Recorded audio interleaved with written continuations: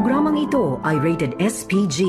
Striktong patnubay at gabay ng magulang ang kailangan. Maaaring may masiselang tema, lengguwahe, karahasan, sexual, horror o droga na hindi angkop sa mga... Alam mong nandito si Justin.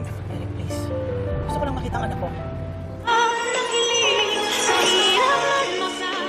Narito na nga ang ating mga karagdagan na aabangan ngayong Lunes sa abot kamay na pangarap. Papunta na nga itong sina Giselle at RJ kung saan ay isi-celebrate nga ang Christmas party na ino-organize dito ni Annalyn.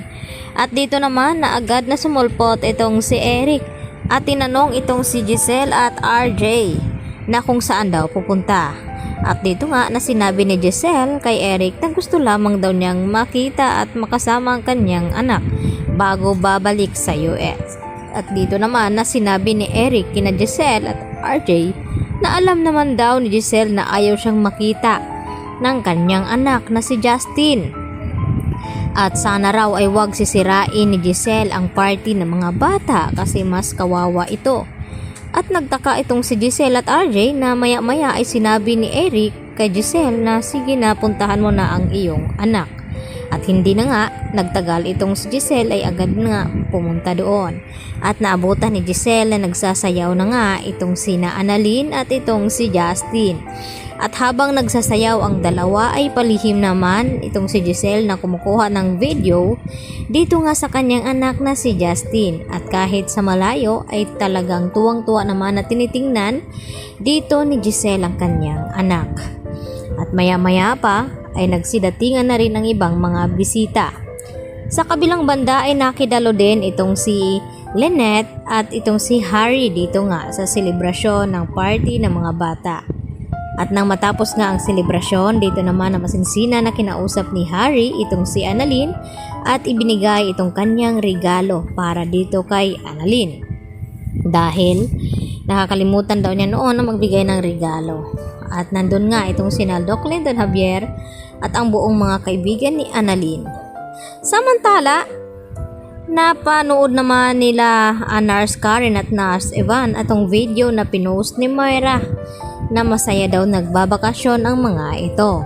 At dito naman napag-usapan ng mga magkaibigan na bakit parang wala daw pakialam at walang konsensya itong si Moira at itong si Zoe na nasa critical nga ang kalagayan ni Don Pepe at nagawa pa daw nilang maglakwatsa at magbakasyon.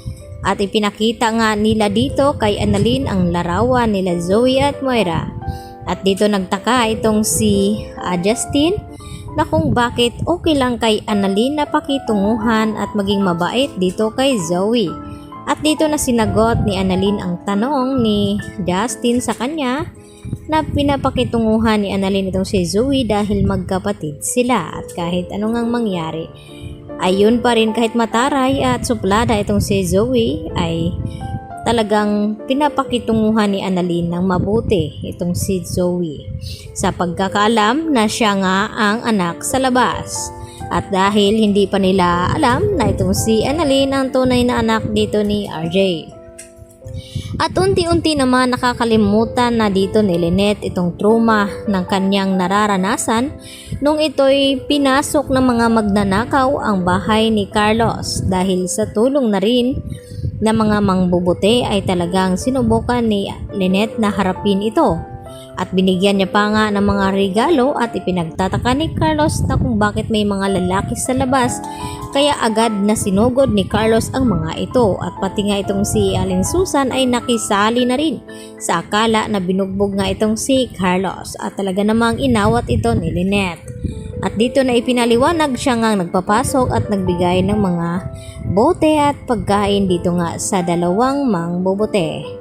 Kaya yan naman ang ating pakatutukan dahil baka hindi na matuloy ang pagbalik dito ni Justin papuntang US dahil mararamdaman niya ngayon ang awa ng kanyang ina. Yan lang po at marami pong salamat sa inyong panonood dito sa akin channel.